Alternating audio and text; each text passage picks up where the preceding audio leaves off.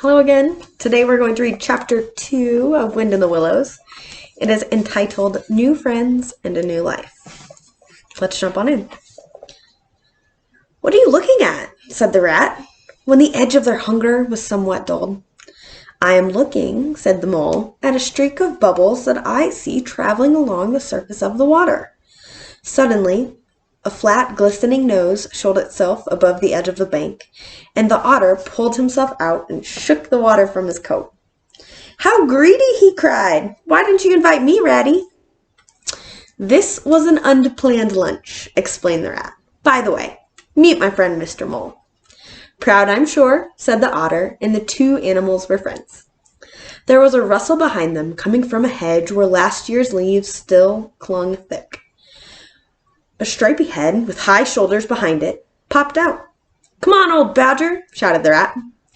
The badger trotted forward a pace or two, then grunted, company," and turned his back and disappeared from the view. "That's just the sort of fellow he is," observed the rat. "He simply hates society." "Well, tell us, who's out on the river?" "Toad's out for one," replied the otter, in his brand new racing boat, new clothes, new everything. Otter and rat looked at each other and laughed. "Once it was nothing but sailing," said the rat. "Then he tired of that and took to racing. Whatever he takes up, he gets tired of and starts something fresh." "Such a good fellow, too," remarked the otter, "but no stability, especially in a boat." "Did I ever tell you the story about Toad and that time when he—" But no one heard the end of the story that day. Just then, a fly swerved unsteadily above the river. There was a swirl of water, and a cloop, and the fly was gone. So was Otter. The mole looked down, and there was a streak of bubbles on the surface of the water. The rat hummed a tune, and Mole remembered that animal manners forbid any sort of comment on the sudden disappearance of one's friends at any moment. The afternoon sun was getting low as the rat rode gently homeward in a dreamy mood, murmuring poetry over to himself and not paying much attention to Mole. But the mole was very full of lunch and self-satisfaction and already quite at home in a boat, so he thought. He was getting a bit restless besides, and soon said, "Ratty, please, I want to row now." The rat shook his head with a smile. "Not yet, my young friend," he said. "Wait till you've had a few lessons. It's not as easy as it looks." The mole was quiet for a minute or two, but he began to feel more and more jealous of Rat, rowing so strongly and so easily along. His pride began to whisper that he could do it every bit as well. He jumped up and seized the oar so suddenly that the rat, who was gazing out over the water, was taken by surprise and fell backward off his seat with his legs in the air. "Stop it, you silly fool!" cried the rat from the bottom of the boat. "You can't do it. You'll tip us over." The mole flung his oars back with a flourish and made a great dig in the water. He missed the surface altogether. His legs flew up above his head, and he found himself lying on top of the rat.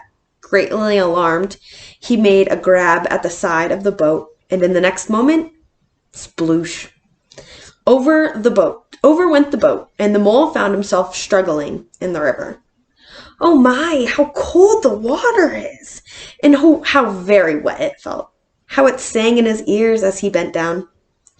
Down, down. Then a firm paw gripped him by the back of his neck. It was the rat, and he was laughing. At least the mole could feel him laughing, right down to his arm through his paw and into Mole's neck. The rat got hold of an oar and shoved it under the mole's arm. Then he did the same by the other side of him and, swimming behind, propelled the helpless animal to the shore. He hauled him out and set him down on the bank, a squashy lump of misery. So the dismal mole, wet without and ashamed within, trotted about the bank till he was fairly dry. The rat plunged into the water again, recovered the boat, and turned it over, and dived successfully for the picnic basket. When they were ready to go again, Mole, limp and dejected, took his seat in the stern of the boat and said in a low voice, broken with emotion, "Ratty, my generous friend, I am very sorry for my foolish and ungrateful conduct." "That's all right," responded the rat cheerily. "What's a little wet to a water rat? Don't you think any more about it. Look here, I really think you had better come and stop with me for a little time. I'll teach you how to row and to swim, and you'll soon be as handy on the river as any of us." When they got home, the rat made a bright fire in the parlor and planted the mole in an armchair in front of it. He fetched down a dressing gown and slippers for him, and told him river stories till supper time. Very thrilling stories they were too, to an earth-dwelling animal such as Mole. This day was only the first of many similar ones for the mole. He came to live with the rat for a while. There he learned to swim and to row and to listen to the wind whispering in the reeds. He came to know the joy of the river.